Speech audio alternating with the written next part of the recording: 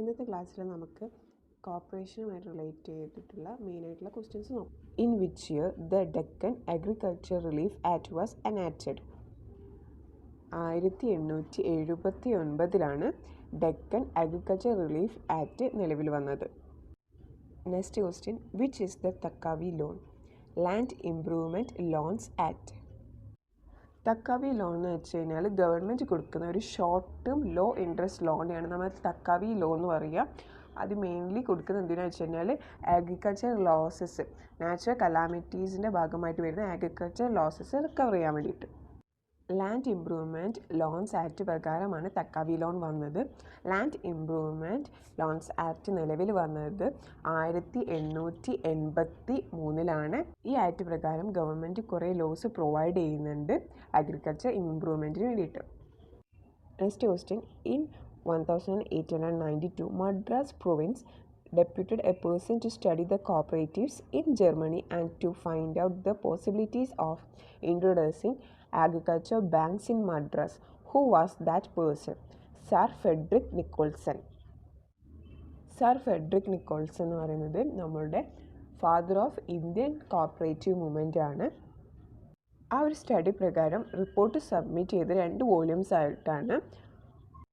ഒന്ന് 1895 പിന്നെ ഒന്ന് 1897.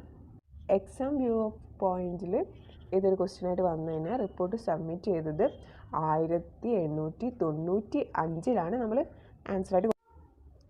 The first Cooperative Credit Societies Act of 1904 came into force on 25th March 1904. ഈ ആക്ടിൻ്റെ main aim എന്ന് വെച്ചാൽ സെൽഫ് ഹെൽപ്പ് കോർപ്പറേഷൻ ഒക്കെയാണ്. ഈ ആക്ടിൻ്റെ കുറച്ച് ഫീച്ചേഴ്സ് നോക്കാം. First, society should be formed by any 10 person living in the same village or town. Same വില്ലേജിലും അല്ലെങ്കിൽ നമുക്ക് ടൗണിലോ ജീവിക്കുന്ന ഒരു 10 പേരാണ് ഈ ഒരു സൊസൈറ്റി ഫോം ചെയ്യുന്നത്. Second, societies were classified as rural and urban. സൊസൈറ്റീനെ 2 ആയിട്ട് തിരിച്ചിരുന്നു, ഒന്ന് റൂറലും ഒന്ന് അർബനും. Third, the act provided only for the formation of credit societies. Credit societies form ചെയ്യാൻ വേണ്ടിയിട്ടാണ് ഈ ആക്ട് പ്രൊവൈഡ് ചെയ്തത്. Fourth, the accounts of every society way to be audited by the registrar.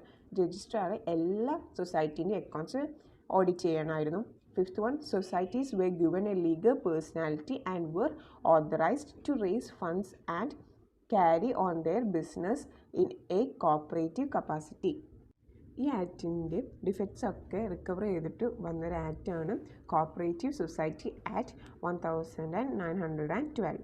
Fifth question, famine commission was constituted in the year 1880.